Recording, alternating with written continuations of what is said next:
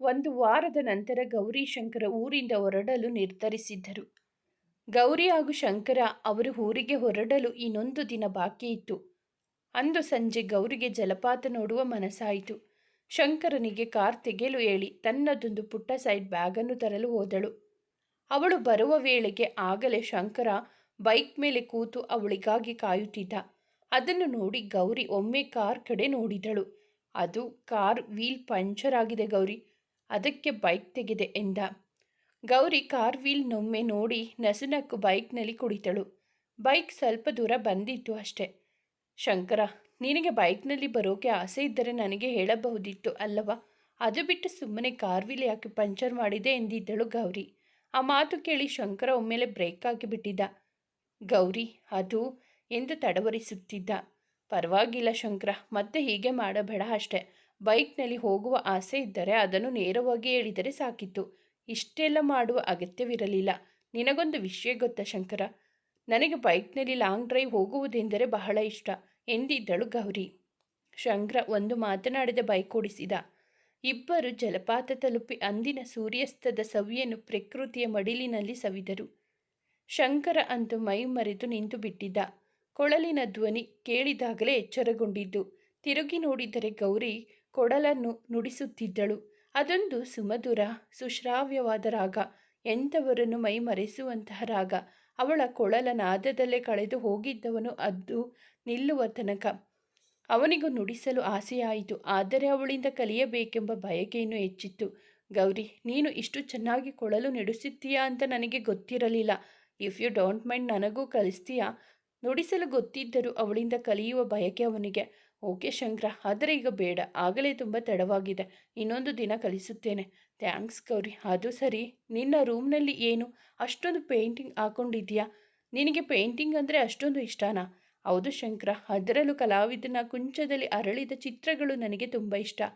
ನಿನಗೂ ಗೊತ್ತಾ ಶಂಕರ, ಅವೆಲ್ಲವೂ ನನ್ನ ಕನಸುಗಳ ಪ್ರತಿರೂಪ. ಅಂದರೆ ಇದು ನಿನಗೆ ವಿಚಿತ್ರ ಅನಿಸಬಹುದು, ಆದರೆ ನಾನು ಸತ್ಯವನ್ನೇ ಹೇಳುತ್ತಿದ್ದೇನೆ. ಕಲಾವಿದ ಬರೆದ ಎಲ್ಲ ಚಿತ್ರಗಳು ಒಂದಲ್ಲ ಒಂದು ರೀತಿಯಲ್ಲಿ ನನ್ನ ಕನಸಿನಲ್ಲಿ ಕಂಡ ದೃಶ್ಯಗಳೇ. ವಾಟ್? ಅದು ಹೇಗೆ ಸಾಧ್ಯ ಗೌರಿ? ಅದೆಲ್ಲೋ ಕೋ ಇನ್ಸಿಡೆಂಟ್ ಆಗಿರಬೇಕು ಅಷ್ಟೇ. ಇಲ್ಲ ಶಂಕರ, ಅದು ಕೋ ಇನ್ಸಿಡೆಂಟ್ ಅಲ್ಲ. ಏಕೆಂದರೆ ಒಂದೆರಡು ಅಲ್ಲ, ಅವರು ಬರೆದ ಎಲ್ಲ ಚಿತ್ರಗಳು ನನ್ನ ಕನಸಿನಲ್ಲಿ ಬಂದಿವೆ. ಅದು ಕೂಡ ಅವರದನ್ನು ಬರೆಯುವ ಮುನ್ನವೇ. ಶಂಕರನಿಗೂ ಸಹ ಈ ಮಾತು ಅಚ್ಚರಿ ತಂದಿತು. ಇಬ್ಬರು ಕೊಂಚ ಸಮಯ ಮಾತನಾಡಿ ಮನೆಗೆ ಹಿಂದಿರುಗಿದ್ದರು. ಮರುದಿನವೇ ಅವರ ಪ್ರಯಾಣ ಮೈಸೂರಿನ ಕಡೆಗೆ ಹೊರಟಿತು. ಮನೆಯವರಿಗೆ ಸರ್ಪ್ರೈಸ್ ನೀಡಲೆಂದು ಇಬ್ಬರು ಸಹ ತಮ್ಮ ತಮ್ಮ ಮನೆಯವರಿಗೆ ತಿಳಿಸದೆ ಹೊರಟಿದ್ದರು. ಇಬ್ಬರ ನಡುವೆ ಇದ್ದ ಸಂಕೋಚದ ತೆರೆ ಸರಿದು ಇಬ್ಬರು ಮುಕ್ತವಾಗಿ ಮಾತನಾಡುತ್ತಾ ಹರಟುತ್ತಾ ಸಾಗಿತ್ತು ಆ ಪಯಣ. ಮಧ್ಯೆ ಒಂದು ಕಡೆ ಊಟವೂ ಮುಗಿಯಿತು. ಹೀಗೆ ಸಾಗುವಾಗ ರಸ್ತೆ ಮಧ್ಯದಲ್ಲಿ ಯಾರೋ ಒಬ್ಬ ವ್ಯಕ್ತಿ ಬಿದ್ದು ಒದ್ದಾಡುತ್ತಿದ್ದ. ಕಾರ್ ನಿಲ್ಲಿಸಿ ಇಬ್ಬರು ಬಂದು ನೋಡಿದರು. ಆ ವ್ಯಕ್ತಿ ಪಿಟ್ಸ್ ಬಂದು ಒದ್ದಾಡುತ್ತಿದ್ದ. ತಕ್ಷಣವೇ ಗೌರಿಶಂಕರ, ಇವರಿಗೆ ಪಿಟ್ಸ್ ಬಂದಿರುವ ಹಾಗಿದೆ, ಹೋಗಿ ಗಾಡಿ ಕೀ ಹಾಗೆ ನೀರು ತಗೊಂಡು ಬಾ ಎಂದಳು. ಶಂಕರ ಹೋಗಿ ಗಾಡಿ ಕೀ ಹಾಗೆ ನೀರು ತೆಗೆದುಕೊಂಡು ತಿರುಗಿ ನೋಡಿದವನಿಗೆ ಶಾಕ್ ಆಗಿತ್ತು. ಆ ವ್ಯಕ್ತಿ ಗೌರಿಗೆ ಕಾಣದಂತೆ ತನ್ನ ಕಿಸೆಯಿಂದ ಚಾಕು ತೆಗೆದು ಅವಳ ಕತ್ತಿನ ಹತ್ತಿರ ಒಯ್ಯುತ್ತಿದ್ದ. ತಕ್ಷಣವೇ ಶಂಕರ, ಹುಷಾರು ಗೌರಿ, ಅವನು ನಾಟಕ ಆಡುತ್ತಿದ್ದಾನೆ ಎಂದಿದ್ದ ತಡ ಗೌರಿ ತಿರುಗಿದಳು. ಅವಳ ಕುತ್ತಿಗೆಗೆ ಬೀಳಬೇಕಿದ್ದ ಚಾಕು ಅವಳ ಭುಜಕ್ಕೆ ತಾಗಿ ರಕ್ತ ಚಿಮ್ಮಿತು. ಮತ್ತೊಮ್ಮೆ ಅವಳಿಗೆ ಚಾಕು ಹಾಕಲು ಹೊರಟಾಗ ಗೌರಿ ಒಂದು ಕೈಯಿಂದ ಅದನ್ನು ತಡೆದು ಮತ್ತೊಂದು ಕೈಯಿಂದ ಕರಾಟೆ ಪಂಚೊಂದನ್ನು ಕೊಟ್ಟಿದ್ದಳು. ಆ ರಭಸಕ್ಕೆ ಆ ವ್ಯಕ್ತಿ ಅನತಿ ದೂರದಲ್ಲಿ ಹೋಗಿ ಬಿದ್ದಿದ್ದ. ಗೌರಿ ಎದ್ದು ಮತ್ತೆ ಅವನ ಬಳಿಗೆ ಹೋದಳು. ಆದರೆ ಆ ವ್ಯಕ್ತಿ ಅವಳ ಕಣ್ಣಿಗೆ ಮಣ್ಣೆರಚಿ ಅಲ್ಲಿಂದ ಓಡಲು ಅನುವಾದ. ಅಷ್ಟರಲ್ಲಿ ಶಂಕರ ಅವನನ್ನು ಹಿಡಿದು ಚೆನ್ನಾಗಿ ತಳ್ಳಿಸಿ ಅಲ್ಲೇ ಇದ್ದ ಒಂದು ಒಣಗಿದ ಬಳ್ಳಿಯಿಂದ ಅವನ ಕೈಕಾಲು ಕಟ್ಟಿ ಡಿಕ್ಕಿಯಲ್ಲಿ ತುರುಕಿದ. ತಕ್ಷಣವೇ ಪೊಲೀಸ್ ಕಂಟ್ರೋಲ್ ರೂಮ್ಗೆ ಫೋನ್ ಮಾಡಿ ನಡೆದ ವಿಷಯ ತಿಳಿಸಿ ಅಲ್ಲೇ ಹತ್ತಿರದಲ್ಲಿರುವ ಆಸ್ಪತ್ರೆಯ ಬಗ್ಗೆ ಮಾಹಿತಿ ಪಡೆದುಕೊಂಡ. ಗೌರಿಗೆ ನೀರು ಕೊಟ್ಟು ಕಣ್ಣು ಸ್ವಚ್ಛಗೊಳಿಸಲು ಸಹಾಯ ಮಾಡಿ ಅವನ ಕರ್ಚೀಫನ್ನು ಅವಳ ಗಾಯಕ್ಕೆ ಕಟ್ಟಿ ಅವಳನ್ನು ಕಾರಿನಲ್ಲಿ ಕೂರಿಸಿಕೊಂಡು ಆಸ್ಪತ್ರೆಗೆ ಹೊರಟ. ಆಸ್ಪತ್ರೆಗೆ ಬರುವ ವೇಳೆಗಾಗಲೇ ಅವಳ ಪ್ರಜ್ಞೆ ತಪ್ಪಿತು. ಶಂಕರನಿಗಂತೂ ಅವಳ ಪರಿಸ್ಥಿತಿ ನೋಡಿ ಜೀವವೇ ಬಾಯಿಗೆ ಬಂದಂತಾಗಿತ್ತು. ಅವಳಿಗೆ ಟ್ರೀಟ್ ಮಾಡಿದ ಡಾಕ್ಟರ್, ಏನು ಅಪಾಯವಿಲ್ಲ, ಇವತ್ತೊಂದು ದಿನ ಅಬ್ಸರ್ವೇಷನ್ನಲ್ಲಿ ಇರಲಿ, ನಾಳೆ ಬೇಕಾದರೆ ಡಿಸ್ಚಾರ್ಜ್ ಮಾಡಿಸಿಕೊಂಡು ಹೋಗಬಹುದು ಎಂದರು. ಅಷ್ಟರಲ್ಲಿ ಪೊಲೀಸ್ ಸಹ ಬಂದಿದ್ದರು. ಶಂಕರ ಅವರೊಂದಿಗೆ ಮಾತನಾಡಿ ತನ್ನ ಕಾರ್ ಬಳಿ ಕರೆದುಕೊಂಡು ಹೋದ. ಆ ಡಿಕ್ಕಿಯಿಂದ ಹೊರಗೆ ಎಳೆದವನೇ ಇನ್ನೊಂದೆರಡು ತದುಕಿ, ನಿಜ ಬೊಗಳೋ, ಯಾಕೋ ಅವಳನ್ನು ಸಾಯಿಸೋಕೆ ಬಂದಿದ್ದೆ ಎಂದು ಕೇಳಿದ. ಅದಕ್ಕೆ ಆ ರೌಡಿ, ದಯವಿಟ್ಟು ನನ್ನ ಕ್ಷಮಿಸಿಬಿಡಣ್ಣ, ಅದು ನಿಮ್ಮ ಹತ್ತಿರ ಇರೋ ದುಡ್ಡು, ಒಡವೆ ಮತ್ತು ಕಾರು ಎಲ್ಲಾನು ದೋಚಬೇಕು ಅಂತ ಹಾಗೆ ಮಾಡಿದೆ, ದಯವಿಟ್ಟು ನನ್ನ ಬಿಟ್ಟು ಬಿಡಣ್ಣ ಎಂದು ಕೈ ಮುಗಿದಿದ್ದ. ಅವನನ್ನು ಅರೆಸ್ಟ್ ಮಾಡಿದ ಪೊಲೀಸರು ಸ್ಟೇಷನ್ಗೆ ಬಂದು ಒಂದು ರಿಟರ್ನ್ ಕಂಪ್ಲೇಂಟ್ ಕೊಟ್ಟು ಹೋಗಿ ಎಂದು ಹೇಳಿ ಹೊರಟರು. ಅವನು ವಾರ್ಡ್ಗೆ ಬರುವಷ್ಟರಲ್ಲಿ ಗೌರಿಗೆ ಪ್ರಜ್ಞೆ ಬಂದಿತ್ತು. ಅದನ್ನು ಕಂಡು ಶಂಕರನಿಗೆ ಕೊಂಚ ಸಮಾಧಾನವಾದರೂ ಇನ್ನೂ ಆತಂಕ ಮಾತ್ರ ಹೋಗಿರಲಿಲ್ಲ. ಅವನ ಕೈ ಹಿಡಿದ. ಗೌರಿ, ಯಾಕಿಷ್ಟು ಟೆನ್ಷನ್ ಮಾಡಿಕೊಂಡಿದ್ದೀಯಾ ಶಂಕರ? ಚಿಲ್, ನನಗೇನು ಆಗಿಲ್ಲ, I am perfectly all right ಎಂದಿದ್ದಳು. ಅಷ್ಟರಲ್ಲಿ ಏನೋ ನೆನಪಾಗಿ, ಶಂಕರ, ನನ್ನ ಮೊಬೈಲ್ ಎಲ್ಲಿ ಎಂದು ಕೇಳಿದಳು. ಶಂಕರ ಅವಳ ಮೊಬೈಲ್ ಕೊಟ್ಟ. ತಕ್ಷಣವೇ ಪ್ರತಾಪ್ಗೆ ಕಾಲ್ ಮಾಡಿ ಇಲ್ಲಿ ನಡೆದ ಘಟನೆ ಬಗ್ಗೆ ತಿಳಿಸಿದಳು. ಶಂಕರನಿಗೆ ತುಂಬ ಬೇಸರವಾಯಿತು. ಇಲ್ಲಿ ನಾನು ಇವಳಿಗೋಸ್ಕರ ಒದ್ದಾಡುತ್ತಿದ್ದರೆ ಇವಳು ಅವನಿಗೆ ಕಾಲ್ ಮಾಡಿ ರಿಪೋರ್ಟ್ ಮಾಡ್ತಾ ಇದ್ದಾಳೆ. ಇದನ್ನೆಲ್ಲ ಅವನಿಗೆ ತಿಳಿಸಲು ಅವಸರ ಏನಿತ್ತು? ಈಗ ಅವನು ಬೇರೆ ಬಂದು ಕೂತ್ಕೊತಾನೆ ಎಂದುಕೊಂಡ. ಮರುದಿನ ಬೆಳಗ್ಗೆ ಪೊಲೀಸ್ ಬಂದಿದ್ದರು. ಭವಿಷ್ಯ ರಿಟರ್ನ್ ಕಂಪ್ಲೇಂಟ್ ಇನ್ನೂ ಕೊಟ್ಟಿಲ್ಲ ಅಂತ ಬಂದಿರಬೇಕು ಎಂದುಕೊಂಡು, ಸಾರಿ ಸರ್, ನಿನ್ನೆ ಬರೋಕೆ ಆಗಲಿಲ್ಲ, ಇವತ್ತು ಬಂದು ಕಂಪ್ಲೇಂಟ್ ಕೊಡುತ್ತೀನಿ ಎಂದ. ಅದಕ್ಕೆ ಆ inspector, that's okay mister Shankar, ನಾನು ಬಂದಿದ್ದು ಬೇರೆ ವಿಷಯ ಮಾತನಾಡುವುದಕ್ಕೆ ಎಂದು ಗೌರಿ ಕಡೆ ತಿರುಗಿ, ಮಿಸ್ ಗೌರಿ, ನಮಗೆ ಒಂದು ಮುಖ್ಯವಾದ ಮಾಹಿತಿ ದೊರಕಿದೆ. ಅದರ ಪ್ರಕಾರ ಆ ರೌಡಿ ಬಂದಿದ್ದು ನಿಮ್ಮ ಹಣ ಮತ್ತು ಕಾರ್ ದೋಚಲು ಅಲ್ಲ, ಅವನು ಬಂದಿದ್ದು ನಿಮ್ಮನ್ನು ಕೊಲ್ಲಲು ಎಂದಾಗ ಶಂಕರ ಅಂತೂ ಶಾಕ್ ಆಗಿ ಬಿಟ್ಟಿದ್ದ. ಆದರೆ ಗೌರಿಯ ಮುಖದಲ್ಲಿ ಯಾವುದೇ ಬದಲಾವಣೆ ಕಾಣಿಸಲಿಲ್ಲ. ಅವಳು ತುಂಬ ಕೂಲಾಗಿ, ಗೊತ್ತು inspector, and one more thing, ಇದು ಮರ್ಡರ್ ಅಟೆಂಪ್ಟ್ ನನ್ನ ಮೇಲೆ ಆಗ್ತಾ ಇರೋದು ಎಂದಿದ್ದಳು. ಇದನ್ನು ಕೇಳಿ ಇನ್ಸ್ಪೆಕ್ಟರ್ಗೂ ಶಾಕ್ ಆಯಿತು. ಶಂಕರ ಗೌರಿಯನ್ನೇ ನೋಡುತ್ತಾ ಅವನ ನೋಟದಲ್ಲೇ ಸಾವಿರಾರು ಪ್ರಶ್ನೆಗಳು ಇಣುಕುತ್ತಿದ್ದವು. ಹಾಗಾದರೆ ನಿಮಗೆ ಮುಂಚೆಯೇ ಇದರ ಬಗ್ಗೆ ಗೊತ್ತಿತ್ತ ಮಿಸ್ ಗೌರಿ ಎಂದು ಹೇಳಿದ ಇನ್ಸ್ಪೆಕ್ಟರ್ ಮಾತಿಗೆ, ಹೌದು ಸರ್, ಇದರ ಬಗ್ಗೆ ಮುಂಚೆನೇ ಗೊತ್ತಿತ್ತು. ದಯವಿಟ್ಟು ಒಂದು 5 ನಿಮಿಷ ಕುಳಿತುಕೊಳ್ಳಿ. ಈ ಕೇಸಿಗೆ ಸಂಬಂಧಿಸಿದ ಎಲ್ಲ ವಿವರಗಳನ್ನು ಸಾಕ್ಷಿ ಆಧಾರ ಸಮೇತ ನಿಮ್ಮ ಕೈ ಸೇರುತ್ತವೆ ಎಂದು ಹೇಳಿದಳು. ನಂತರ ಪ್ರತಾಪ್ಗೆ ಕಾಲ್ ಮಾಡಿ ಬೇಗನೆ ಬರುವಂತೆ ತಿಳಿಸಿದಳು. 1-2 ನಿಮಿಷಗಳಲ್ಲಿ ಪ್ರತಾಪ್ ಕೈಯಲ್ಲಿ ಒಂದು ಫೈಲ್ ಹಿಡಿದುಕೊಂಡು ಬಂದಿದ್ದ. ಅವನನ್ನು ನೋಡಿದ ಇನ್ಸ್ಪೆಕ್ಟರ್, ಅರೆ ಪ್ರತಾಪ್ ಸರ್, ನೀವೇನು ಇಲ್ಲಿ ಎಂದು ಕೇಳಿದ. ಗೌರಿ, ನನ್ನ ಫ್ರೆಂಡ್ ಮಿಸ್ಟರ್ ಕಿರಣ್ ಎಂದು ಎಲ್ಲರಿಗೂ ಪರಿಚಯ ಮಾಡಿಕೊಟ್ಟಿದ್ದ. ಪ್ರತಾಪ್ನ ತಂದೆ ಲಾಯರ್ ಆಗಿದ್ದರಿಂದ ಕೆಲವು ಕೇಸ್ಗಳಲ್ಲಿ ಕಿರಣ್ನನ್ನು ಭೇಟಿ ಮಾಡಿದ, ಹಾಗಾಗಿ ಇವರಿಬ್ಬರಿಗೂ ಪರಿಚಯವಿತ್ತು. ಕೊಂಚ ಮಾತಿನ ನಂತರ ಪ್ರತಾಪ್ ಗೌರಿ ಕೇಸ್ ಬಗ್ಗೆ ಮಾತನಾಡಲಾರಂಭಿಸಿದ. ಕೇಸ್ ಫೈಲನ್ನು ಕಿರಣ್ಗೆ ಕೊಟ್ಟು, ಇದರಲ್ಲಿ ಎಲ್ಲ ಸಾಕ್ಷಿ ಆಧಾರಗಳು ಇವೆ. ಇದಕ್ಕೆಲ್ಲ ಕಾರಣ SM ಗ್ರೂಪ್ ಮಾಲೀಕ ನಾರಾಯಣ ಮೂರ್ತಿ. ಈಗಾಗಲೇ ಅವರ ಮೇಲೆ ನಾನು ಬೇಲೇಬಲ್ ವಾರೆಂಟ್ ಇಶ್ಯೂ ಆಗಿದೆ. ನೀವು ಕಮಿಷನರ್ ಆಫೀಸ್ಗೆ ಹೋಗಿ ಆರ್ಡರ್ ತೆಗೆದುಕೊಂಡು ಅವರನ್ನು ಹಿಂದೆ ಅರೆಸ್ಟ್ ಮಾಡಿ. ತಡವಾದರೆ ತಪ್ಪಿಸಿಕೊಳ್ಳಬಹುದು. ಮುಂದಿನದನ್ನು ಅಪ್ಪ ನೋಡಿಕೊಳ್ಳುತ್ತಾರೆ ಎಂದ. ಓಕೆ ಸರ್ ಎಂದು ಹೇಳಿ ಹೊರಟವನನ್ನು ತಡೆದಿದ್ದಳು ಗೌರಿ. ಸರ್, ನಿಮ್ಮ ಹತ್ತಿರ ಒಂದು ರಿಕ್ವೆಸ್ಟ್. ನೀವು ನಾರಾಯಣ್ ಮೂರ್ತಿ ಅವರನ್ನು ಅರೆಸ್ಟ್ ಮಾಡಿರೋ ವಿಷಯ ಪ್ರಚಾರ ಆಗುವುದು ಬೇಡ. ಅದರಲ್ಲೂ ಮುಖ್ಯವಾಗಿ ಮೀಡಿಯಾದವರಿಗೆ ತಿಳಿಯಬಾರದು ಎಂದು ಕೇಳಿಕೊಂಡಳು. ಅದು ಹೇಗೆ ಸಾಧ್ಯ ಗೌರಿ? ಅಷ್ಟು ದೊಡ್ಡ ಬಿಸ್ನೆಸ್ ಮ್ಯಾನ್ ಅರೆಸ್ಟ್ ಆದರೆ ಅದು ಮೀಡಿಯಾದವರಿಗೆ ಗೊತ್ತಾಗದೇ ಇರುತ್ತಾ ಎಂದು ಕೇಳಿದ ಪ್ರತಾಪ್. ನನಗೆ ಅದೆಲ್ಲ ಗೊತ್ತಿಲ್ಲ ಪ್ರತು, ಅದೇನು ಮಾಡ್ತೀಯೋ ಮಾಡು. ದುಡ್ಡು, ಇನ್ಫ್ಲೂಯೆನ್ಸ್ ಏನು ಬೇಕಾದರೂ ಉಪಯೋಗಿಸು. ಒಟ್ಟಿನಲ್ಲಿ ಇದು ಮೀಡಿಯಾದವರಿಗೂ ಹೋಗಬಾರದು, ಹೋದರೂ ಪ್ರಸಾರವಾಗಬಾರದು. ಅಪ್ಪ ಈಗ ತಾನೇ ಚೇತರಿಸಿಕೊಂಡಿದ್ದಾರೆ.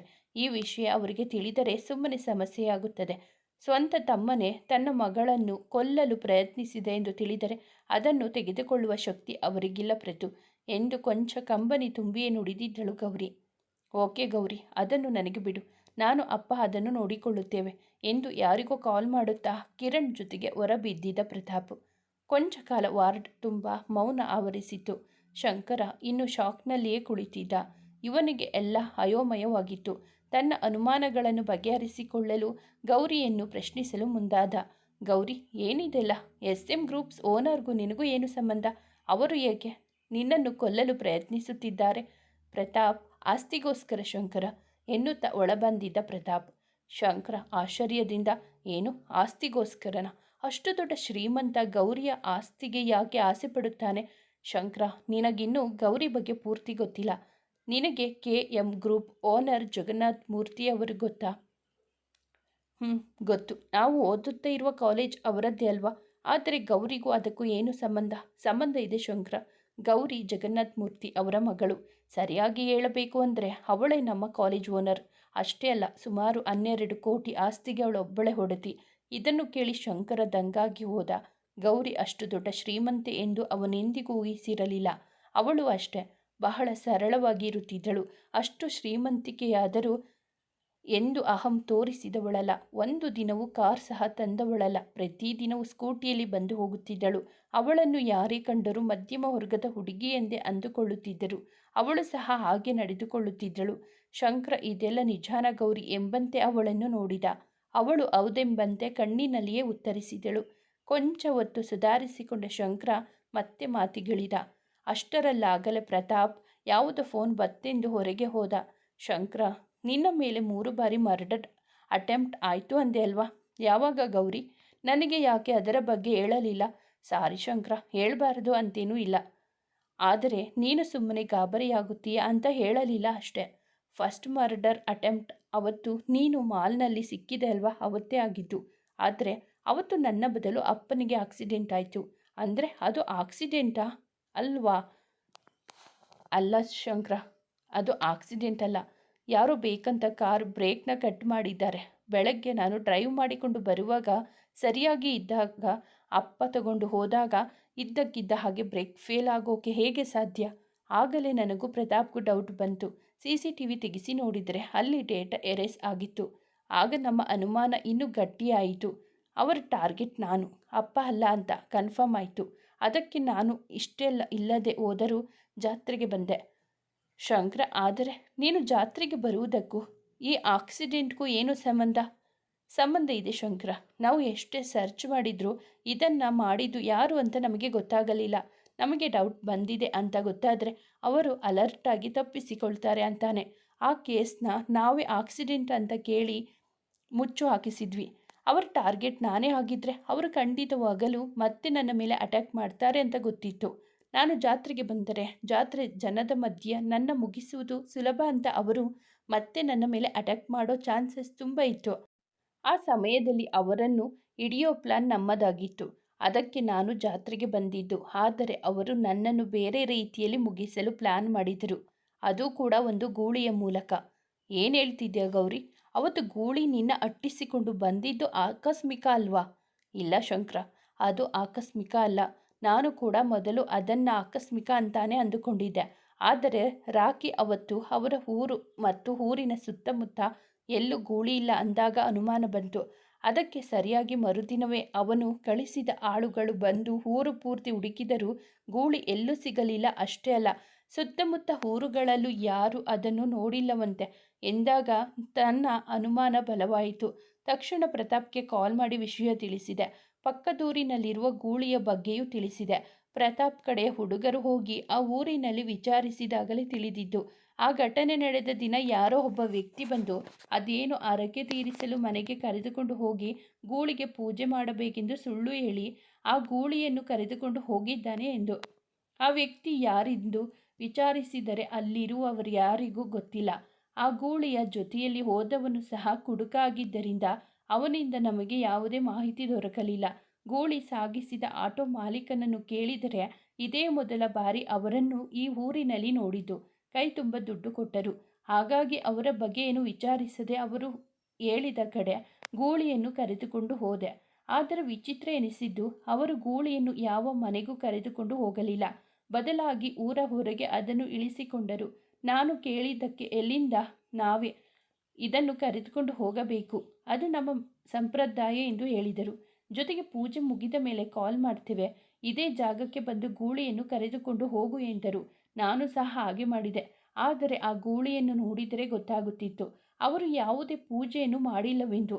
ಹೆಚ್ಚು ಪ್ರಶ್ನಿಸಿದರೆ ಬರುವ ಕಾಸಿಗೆಯಲ್ಲಿ ಗೊತ್ತಾಗುವುದೋ ಎಂದು ನಾನು ಪ್ರಶ್ನಿಸಲು ಹೋಗಲಿಲ್ಲ ಎಂದ. ಅವರನ್ನು ಗುರುತು ಹಿಡಿಯುತ್ತೀಯಾ ಎಂದು ಕೇಳಿದ್ದಕ್ಕೆ ಖಂಡಿತವಾಗಿಯೂ ಗುರುತು ಹಿಡಿಯುತ್ತೇನೆ. ಅವರ ಮುಖದ ಚಹರೆ ನನಗೆ ಚೆನ್ನಾಗಿ ನೆನಪಿದೆ ಎಂದಿದ್ದ.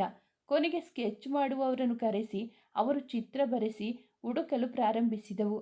ಕೊನೆಗೂ ಅವರು ಮೈಸೂರಿನಲ್ಲಿ ಸಿಕ್ಕಿಬಿದ್ದರು. ಅವರು ಮೈಸೂರಿನ ಲೋಕಲ್ ರೌಡಿಗಳು. ಅವರನ್ನು ಹಿಡಿದ ಮೇಲೆ ಬಹಳಷ್ಟು ವಿಷಯಗಳು ಹೊರಬಂದವು. ಯಾವುದೇ ಕಾರಣಕ್ಕೂ ಕೇಸ್ ಆಗದೆ ಇರುವ ಹಾಗೆ ನನ್ನನ್ನು ಸಾಯಿಸಲು ಅವರಿಗೆ ಕೆಲಸ ವಹಿಸಲಾಗಿತ್ತು.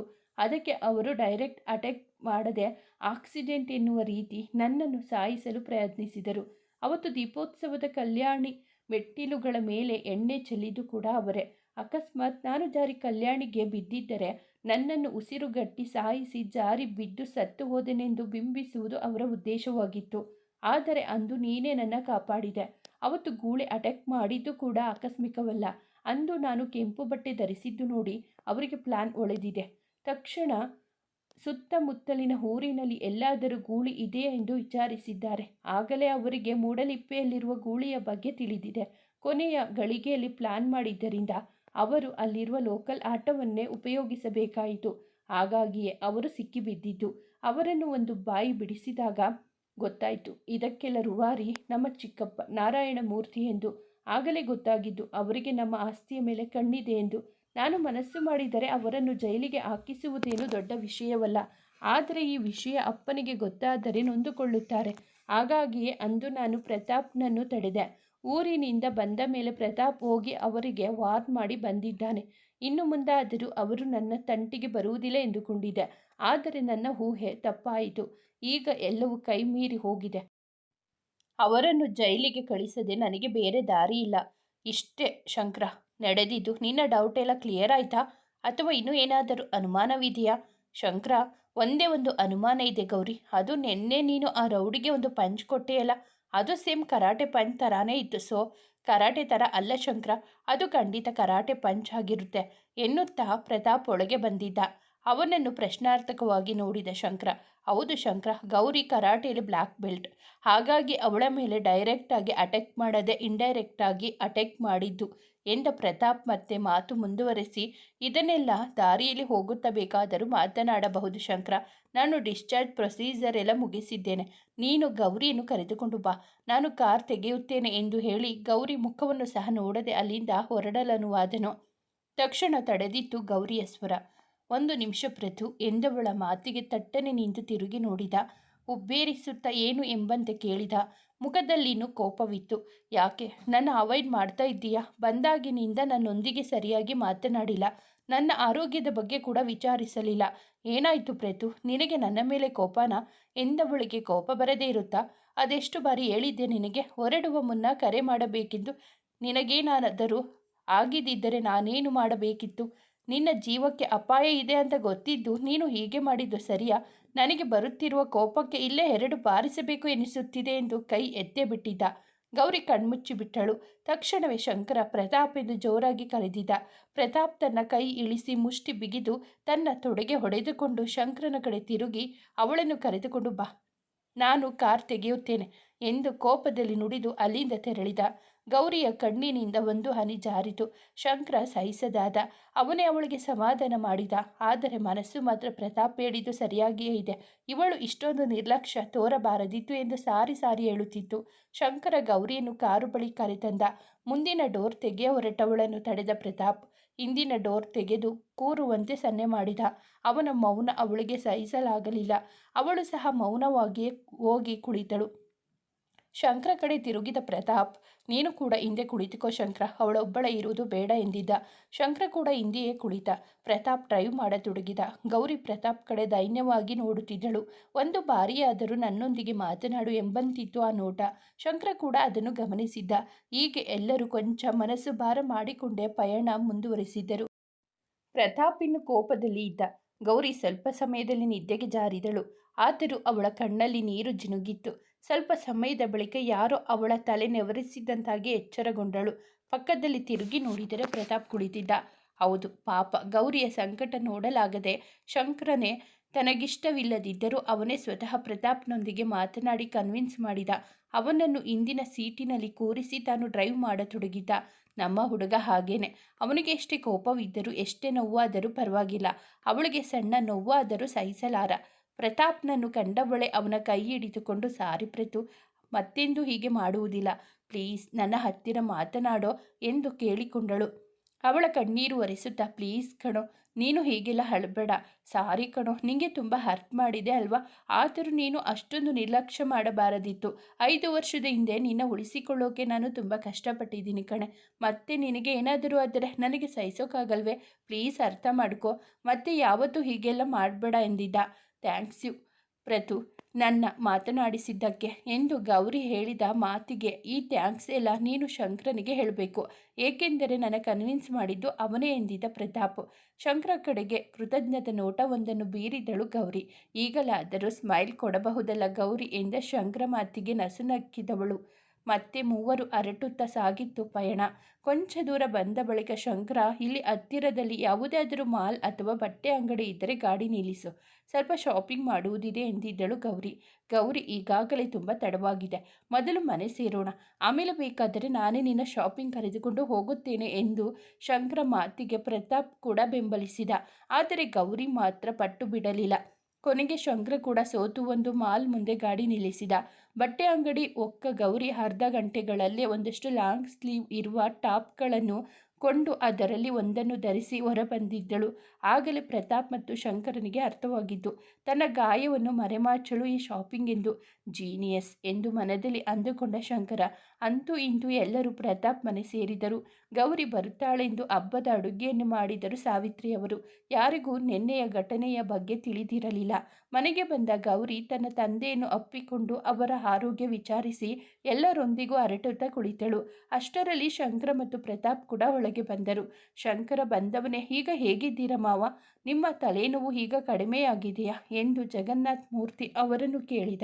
ಎಲ್ಲರೂ ಅವನ ಕಡೆಗೆ ಆಶ್ಚರ್ಯದಿಂದ ನೋಡಿದರು. ಅವರ ನೋಟ ಅರ್ಥವಾದವನಂತೆ, ಅದು ಪ್ರತಾಪ್ ನಿಮ್ಮನ್ನು ಹಾಗೆ ಕರೆಯೋದಲ್ವಾ, ಅದಕ್ಕೆ ನಾನು ಹಾಗೆ ಕರೆದೆ ಅಷ್ಟೆ ಎಂದು ಪರಿಸ್ಥಿತಿಯನ್ನು ನಿಭಾಯಿಸಿದ. ಗೌರಿ ಮಾತ್ರ, ಅಲ್ಲಿ ನನಗೆ ಮಾತು ಕೊಟ್ಟು ಇಲ್ಲಿ ಹೇಗೆ ನಡೆದುಕೊಳ್ಳುತ್ತಿದ್ದಾನೆ, ಮೊದಲು ಇವನೊಂದಿಗೆ ಮಾತನಾಡಬೇಕು ಎಂದು ಮನದಲ್ಲೇ ಅಂದುಕೊಂಡಳು. ಎಲ್ಲರೂ ಊಟ ಮುಗಿಸಿ ವಿಶ್ರಾಂತಿ ತೆಗೆದುಕೊಳ್ಳಲು ಹೋದರು. ಪ್ರತಾಪ್ ಯಾವುದೋ ಕೆಲಸದ ಮೇಲೆ ಹೊರಗೆ ಹೋಗಿದ್ದ. ಶಂಕರ ಅಲ್ಲೇ ಬಾಲ್ಕನಿಯಲ್ಲಿ ನಿಂತು ಗೌರಿಯ ಗುಂಗಿನಲ್ಲೇ ಕಳೆದು ಹೋಗಿದ್ದ. ನೀನು ಮಾಡುತ್ತಿರುವುದು ಸ್ವಲ್ಪವೂ ಸರಿಯಿಲ್ಲ ಶಂಕರ ಎಂಬ ಮಾತಿಗೆ ಎಚ್ಚೆತ್ತು ತಿರುಗಿ ನೋಡಿದ. ಗೌರಿ ಕೋಪದಲ್ಲಿ ನಿಂತಿದ್ದಳು. ಗೌರಿ, ಈಗ ನಾನೇನು ಮಾಡಿದೆ ಅಂತ ಇಷ್ಟೊಂದು ಕೋಪ ಮಾಡಿಕೊಂಡಿದ್ದೀಯಾ ಎಂದು ನಗುತ್ತಲೇ ಕೇಳಿದ್ದ ಶಂಕರ. ನೀನು ನನಗೆ ಮಾತು ಕೊಟ್ಟಿದ್ದೀಯಾ ಮತ್ತೆ ನನ್ನ ಪ್ರೀತಿಸುವುದಿಲ್ಲವೆಂದು. ಆದರೂ ಇಂದು ಬೆಳಗ್ಗೆ ಅಪ್ಪನ ಮುಂದೆ ಹಾಗೇಕೆ ಮಾತನಾಡಿದೆ? ಅವರನ್ನು ಮಾವ ಎಂದು ಕರೆಯುವ ಅವಶ್ಯಕತೆ ಏನಿತ್ತು ಎಂದ ಗೌರಿಯ ಮಾತಿಗೆ. ಹಲೋ ಮೇಡಮ್, ಒಂದು ಸ್ಮಾಲ್ ಕರೆಕ್ಷನ್. ನಾನು ಯಾವಾಗ ನಿನ್ನನ್ನು ಪ್ರೀತಿಸುವುದಿಲ್ಲ ಅಂತ ಹೇಳಿದೆ? ನಾನು ಹೇಳಿದ್ದು ಪ್ರೀತಿ ವಿಷಯದಲ್ಲಿ ನಿನ್ನನ್ನು ಪೀಡಿಸುವುದಿಲ್ಲ ಅಂತ ಅಷ್ಟೆ. ಅದು ಕೂಡ ವರ್ಲ್ಡ್ ಡ್ಯಾನ್ಸ್ ಕಾಂಪಿಟೇಷನ್ ಮುಗಿಯುವವರೆಗೂ ಮಾತ್ರ. ನಾನೀಗಲೂ ನಿನ್ನನ್ನು ಪ್ರೀತಿಸುತ್ತಿದ್ದೇನೆ, ಮುಂದೆಯೂ ಪ್ರೀತಿಸುತ್ತೇನೆ, ಅದನ್ನು ಯಾರಿಂದಲೂ ತಡೆಯಲು ಸಾಧ್ಯವಿಲ್ಲ ಎಂದು ಹೇಳಿ ಅವಳ ಮಾತಿಗೂ ಕಾಯದೆ ಅಲ್ಲಿಂದ ಹೊರಟು ಹೋಗಿದ್ದ. ಗೌರಿ ಹಾಗೆ ಸ್ತಬ್ಧಳಾಗಿ ನಿಂತು ಬಿಟ್ಟಳು. ಅಂದು ಶಂಕರ ಕೊಟ್ಟ ಭಾಷೆಯನ್ನು ನೆನಪಿಸಿಕೊಳ್ಳುತ್ತಿದ್ದಳು. ಹೌದು, ಶಂಕರ ಹೇಳಿದ್ದು ನಿಜ. ನಾನೇ ಅದನ್ನು ತಪ್ಪಾಗಿ ಅರ್ಥೈಸಿಕೊಂಡೇ ಎನಿಸುತ್ತದೆ. ಆದರೂ ಇರಲಿ, ಈಗ ಸದ್ಯಕ್ಕೆ ಅವನ ಕಾಟ ತಪ್ಪಿದೆಯಲ್ಲ, ಮುಂದಿನದನ್ನು ಆಮೇಲೆ ನೋಡಿಕೊಂಡರಾಯಿತು. ಮೊದಲು ಡ್ಯಾನ್ಸ್ ಕಡೆ ಗಮನ ಕೊಡಬೇಕು ಎಂದು ಮನದಲ್ಲೇ ಅಂದುಕೊಂಡಳು. ಸಂಜೆಯ ವೇಳೆಗೆ ಗೌರಿ, ಜಗನ್ನಾಥ್ ಹಾಗೂ ಶಂಕರ ಎಲ್ಲರೂ ಮನೆಗೆ ಹೊರಟು ನಿಂತರು. ಸಾವಿತ್ರಿ ಅವರು ಇನ್ನು ಸ್ವಲ್ಪ ದಿನ ಇಲ್ಲೇ ಉಳಿಯಲು ಹೇಳಿದರೂ ಸಹ ಜಗನ್ನಾಥ್ ಮತ್ತು ಗೌರಿ ಮನೆಗೆ ಹೊರಡುವ ನಿರ್ಧಾರ ಮಾಡಿದರು. ಪ್ರತಾಪ್ ಇನ್ನೂ ಮನೆಗೆ ಬಂದಿರಲಿಲ್ಲ. ಹಾಗಾಗಿ ಶಂಕರ ತಾನೇ ಅವರನ್ನು ಮನೆಗೆ ಬಿಡುವೆನೆಂದು ಕರೆದೊಯ್ದಿದ್ದ. ಮೂವರು ಗೌರಿಯ ಮನೆ ತಲುಪಿದರು. ಗೌರಿ ಶಂಕರನನ್ನು ಮನೆಯೊಳಗೆ ಕರೆದರೂ ಮತ್ತೊಮ್ಮೆ ಬರುವೆನೆಂದಿದ್ದ. ಜೊತೆಗೆ ನಾಳೆಯಿಂದಲೇ ಡ್ಯಾನ್ಸ್ ಪ್ರಾಕ್ಟೀಸ್ ಶುರು ಮಾಡೋಣ ಎಂದು ಅವಳಿಗೆ ಹೇಳುತ್ತಿದ್ದ. ಅಷ್ಟರಲ್ಲಿ ಗೌರಿಯ ಫೋನ್ ರಿಂಗ್ ಆಯಿತು. ಫೋನ್ನಲ್ಲಿ ಮಾತನಾಡಿದ ನಂತರ, ಸಾರಿ ಶಂಕರ, ನಾಳೆ ನನಗೆ ತುಂಬ ಬೇಕಾದವರ ಒಬ್ಬರ ಮನೆಯಲ್ಲಿ ಪೂಜೆ ಇದೆ, ನಾನು ಅಲ್ಲಿಗೆ ಹೋಗುತ್ತಿದ್ದೇನೆ. ಸೊ ಡ್ಯಾನ್ಸ್ ಪ್ರಾಕ್ಟೀಸನ್ನು ನಾಡಿನಿಂದ ಶುರು ಮಾಡುವ ಎಂದು ಹೇಳಿದಳು. ಶಂಕರ ಕೂಡ ಅದಕ್ಕೆ ಒಪ್ಪಿ ಮನೆಗೆ ಹೊರಟ. ಮರುದಿನ ಮುಂಜಾನೆ ಬೇಗನೆ ಎದ್ದ ಗೌರಿ ಪೂಜೆಗೆ ಹೊರಡಲು ತಯಾರಾಗುತ್ತಿದ್ದಳು. ಅದನ್ನು ಕಂಡು ಜಗನ್ನಾಥ್ ಅವರು, ಏನು ಪುಟ್ಟಿ, ಬೆಳಗ್ಗೆ ಬೆಳಗ್ಗೆನೇ ಎಲ್ಲಿಗೆ ಹೊರಟಿದೆ ಸವಾರಿ ಎಂದು ಕೇಳಿದರು. ಅಪ್ಪ, ಅನು ಅಮ್ಮನ ಮನೆಯಲ್ಲಿ ಪೂಜೆ ಇದೆಯಂತೆ, ಅದಕ್ಕೆ ಅವರಿಗೆ ಸಹಾಯವಾಗಲಿ ಅಂತ ಸ್ವಲ್ಪ ಬೇಗ ಹೊರಡುತ್ತಿದ್ದೀನಿ. ಪೂಜೆ ಸಮಯಕ್ಕೆ ನೀವು ಬಂದು ಬಿಡಿ ಅಪ್ಪ, ಮರಿಬೇಡಿ ಎಂದು ಅವಸರದಲ್ಲಿಯೇ ಮನೆಯಿಂದ ಹೊರಟಳು ಗೌರಿ. ಮನೆಗೆ ಬಂದ ಗೌರಿಯನ್ನು ಅನಸೂಯ ಅವರೇ ಸ್ವಾಗತಿಸಿದರು. ಅನಸೂಯ ಅವರೇ ಶಂಕರನ ತಾಯಿ ಎಂದು. ಪಾಪ, ನಮ್ಮ ಹುಡುಗಿಗೆ ಗೊತ್ತಿಲ್ಲ. ಶಂಕರ ತಾಯಿಯ ಬಗ್ಗೆ ಅವಳಿಗೆ ಗೊತ್ತು, ಆದರೆ ಅವರೇ ಇವರು ಅಂತ ಅವಳಿಗೆ ಗೊತ್ತಿಲ್ಲ. ಇನ್ನು ನಮ್ಮ ಶಂಕರಗಂತೂ ಮನೆಯಲ್ಲಿ ಪೂಜೆ ನಡೆಯುತ್ತಿರೋ ವಿಷಯವೇ ಗೊತ್ತಿಲ್ಲ. ಪಾಪ, ಇನ್ನು ಗೌರಿಯ ಕನಸು ಕಾಣುತ್ತಾ ಮಲಗಿದ್ದಾನೆ. ಗೌರಿ ಬಹಳಷ್ಟು ಬಾರಿ ಈ ಮನೆಗೆ ಬಂದಿದ್ದಾಳೆ. ಅನಸೂಯ ಅವರ ಮಗನ ಬಗ್ಗೆಯೂ ಅವಳಿಗೆ ತಿಳಿದಿದೆ, ಆದರೆ ಅದು ಶಂಕರ ಎಂದು ಅವಳಿಗೆ ಗೊತ್ತಿಲ್ಲ. ಏಕೆಂದರೆ ಹಾಲ್ನಲ್ಲಿ ಶಂಕರ ಫೋಟೋಗಳು ಇರಲಿಲ್ಲ. ಇದ್ದರೂ ಕೇವಲ ಚಿಕ್ಕ ವಯಸ್ಸಿನ ಫೋಟೋಗಳಷ್ಟೇ ಇದ್ದವು. ಹಾಗಾಗಿ ಗೌರಿಗೆ ಇದು ಶಂಕರನ ಮನೆ ಎಂಬುವುದರ ಅರಿವಿಲ್ಲ. ಅರೆ, ಇದೇನಿದು? ಅನಸೂಯ ಅವರಿಗೂ ಗೌರಿಗೂ ಹೇಗೆ ಪರಿಚಯ ಅಂತ ಯೋಚಿಸ್ತಾ ಇದ್ದೀರಾ? ಅದಕ್ಕೂ ಒಂದು ಬ್ಯಾಕ್ಗ್ರೌಂಡ್ ಸ್ಟೋರಿ ಇದೆ. ಅದೇನು ಅಂತ ಮುಂದೆ ಗೊತ್ತಾಗುತ್ತೆ ಬಿಡಿ. ಪೂಜೆಯ ಎಲ್ಲ ಸಿದ್ಧತೆಗಳನ್ನು ಗೌರಿಯೇ ಮಾಡಿದಳು. ಮೇಲಿನ ಹೂವಿನ ಅಲಂಕಾರ ಹೇಗಾಗಿದೆಯೋ ಎಂದು ನೋಡಲು ಮೆಟ್ಟಿಲು ಹತ್ತಿ ಬರುತ್ತಿದ್ದಳು. ಇನ್ನೊಂದು ಮೆಟ್ಟಿಲು ಇತ್ತು ಅಷ್ಟೇ. ಕಾಲು ಸ್ಲಿಪ್ಪಾಯಿತು. ಇನ್ನೇನು ಬಿದ್ದೇ ಬಿಡುತ್ತೇನೆ ಎಂದು ಕಣ್ಣು ಮುಚ್ಚಿದವಳನ್ನು 2 ಬಲಿಷ್ಠ ಕೈಗಳು ಬಳಸಿದವು. ಕಣ್ಣು ತೆರೆದು ನೋಡಿದವಳಿಗೆ ಆಶ್ಚರ್ಯವಾಗಿತ್ತು. ಎದುರಿಗೆ ಶಂಕರ ನಿಂತಿದ್ದ. ಆಗ ತಾನೇ ನಿದ್ದೆಯಿಂದ ಎದ್ದು ಬಂದ ಶಂಕರ ಕಣ್ಣಿಗೆ ಮೆಟ್ಟಿಲು ಹತ್ತುತ್ತಿರುವ ಗೌರಿ ಕಂಡಿದ್ದಳು. ಏನೇ ಮುದ್ದು, ರಾತ್ರಿ ಕನಸಲ್ಲಿ ಕಾಡಿಸಿದ್ದು ಸಾಲದು ಅಂತ ಈಗ ಹಗಲೊತ್ತಲ್ಲೇ ಭ್ರಮೆಯ ರೂಪದಲ್ಲಿ ಕಾಡುತ್ತಿದ್ದೀಯಲ್ಲೇ ಎಂದು ಕಣ್ಣುಜ್ಜಿ ನೋಡಿದವನಿಗೆ ಮತ್ತೆ ಗೌರಿ ಕಂಡಿದ್ದಳು. ಇದು ನಿಜವೋ ಭ್ರಮೆಯೋ ಎಂದು ತಿಳಿಯಲು ತನ್ನ ಕೈಯನ್ನು ಗಿಲ್ಲಿಕೊಂಡು ನೋಡಿದ. ಆಗಲೇ ಅವನಿಗೂ ತಾನು ಕಂಡದ್ದು ಸತ್ಯವೆಂದು ತಿಳಿದಿದ್ದು. ಅದೇ ಸಮಯಕ್ಕೆ ಅವನಿಗೆ ಮನೆ ಅಲಂಕಾರ ಕಂಡಿತು. ಹಾಗೆ ನಿನ್ನೆ ಗೌರಿ ಹೇಳಿದ ಪೂಜೆಯ ವಿಷಯ ನೆನಪಾಯಿತು. ಈ ಅಮ್ಮನಿಗೆ ಎಷ್ಟು ಹೇಳಿದರೂ ಅಷ್ಟೇ. ಅದೇನು ಪೂಜೆ ಮಾಡಿಸುತ್ತಾರೋ ಏನೋ ಎಂದುಕೊಳ್ಳುತ್ತಾ ಹೋಗಿ ಅವಳನ್ನು ಮಾತನಾಡಿಸಬೇಕು ಎನ್ನುವಷ್ಟರಲ್ಲಿ ಅವಳು ಜಾರಿ ಅವನ ಕೈಯಲ್ಲಿ ಬಂದಿಯಾಗಿದ್ದಳು. ಗೌರಿಗೆ ಅನುಮಾನ ಬಂದು ಮತ್ತೆ ಮತ್ತೆ ಕಣ್ಣುಜ್ಜಿ ನೋಡಿದಳು. ಅದು ಶಂಕರ ಎಂದು ಕನ್ಫರ್ಮ್ ಆಯಿತು. ಶಂಕರ, ನೀನೇನು ಮಾಡುತ್ತಿದ್ದೀಯಾ ಇಲ್ಲಿ ಎಂದ ಗೌರಿಯ ಮಾತಿಗೆ, ಅರೆ, ನನ್ನ ಮನೆಗೆ ಬಂದು ನನ್ನನ್ನೇ ಪ್ರಶ್ನೆ ಮಾಡುತ್ತಿದ್ದೀಯಲ್ಲ ಗೌರಿ ಎಂದು ಕೇಳಿದ. ಆಗ ಗೌರಿಗೆ ಅನಸೂಯ ಅವರಿಗೆ ಒಬ್ಬ ಮಗನಿರುವ ಬಗ್ಗೆ ನೆನಪಾಯಿತು. ತಕ್ಷಣವೇ, ಅಂದರೆ ಅನು ಅಮ್ಮನ ಮಗ ನೀನೇನಾ ಎಂದು ಕೇಳಿದಳು. ಹೌದು, ಆದರೆ ಒಂದು ಸ್ಮಾಲ್ ಕರೆಕ್ಷನ್. ಅನು ನಿಂಗೆ ಅಮ್ಮ ಅಲ್ಲ, ಅತ್ತೆ ಆಗಬೇಕು ಎಂದು ಹೇಳಿ ಕಣ್ಣು ಹೊಡೆದು ಅಲ್ಲಿಂದ ಹೊರಟು ಹೋಗಿದ್ದನು. ಮುಂದುವರೆಯುವುದು. ಸ್ನೇಹಿತರೆ, ಈ ಕತೆ ನಿಮಗೆ ಇಷ್ಟವಾಗಿದ್ದರೆ ದಯವಿಟ್ಟು ಒಂದು ಲೈಕ್ ಮಾಡಿ. ನಮ್ಮ ಚಾನಲನ್ನು ಸಬ್ಸ್ಕ್ರೈಬ್ ಆಗಿ ಪಕ್ಕದಲ್ಲಿರುವ ಬೆಲ್ ಬಟನ್ ಕ್ಲಿಕ್ ಮಾಡಿ. ನೀವು ಫ್ರೆಂಡ್ಸ್ ಆ್ಯಂಡ್ ಫ್ಯಾಮಿಲಿಗೆ ಕಥೆಯನ್ನು ಶೇರ್ ಮಾಡಿ. ನಿಮ್ಮ ಅನಿಸಿಕೆ ಅಭಿಪ್ರಾಯವನ್ನು ಕಾಮೆಂಟಲ್ಲಿ ತಿಳಿಸಿ. ಕಥೆಯನ್ನು ಕೇಳಿದ್ದಕ್ಕಾಗಿ ಧನ್ಯವಾದಗಳು.